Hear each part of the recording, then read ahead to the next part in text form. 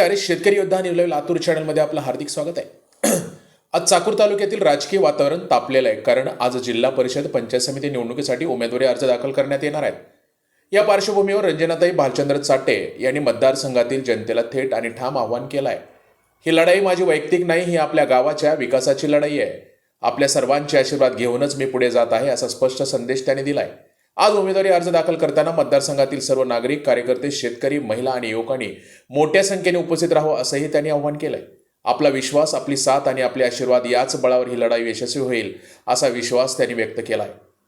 नमस्कार, मी रंजना भालचंद्र चाटे, सापोली जिल्हा परिषद मतदारसंघातून राष्ट्रवादी काँग्रेस पक्षाच्या वतीने निवडणूक लढवणार आहे व राज्याचे सहकार मंत्री नामदार बाबासाहेब पाटील व आदरणीय नारायणराव चाटे दादांच्या नेतृत्वाखाली निवडणूक लढविणार आहे. उद्या आपल्या सर्वांच्या आशीर्वादाच्या जोरावर व आपल्या सर्वांच्या साक्षीने उमेदवारी अर्ज भरण्यासाठी जाणार आहे. तरी चापोली जिल्हा परिषद मतदारसंघातून तमाम मतदार बंधू भगिनींनी उपस्थित राहावे ही नम्र विनंती.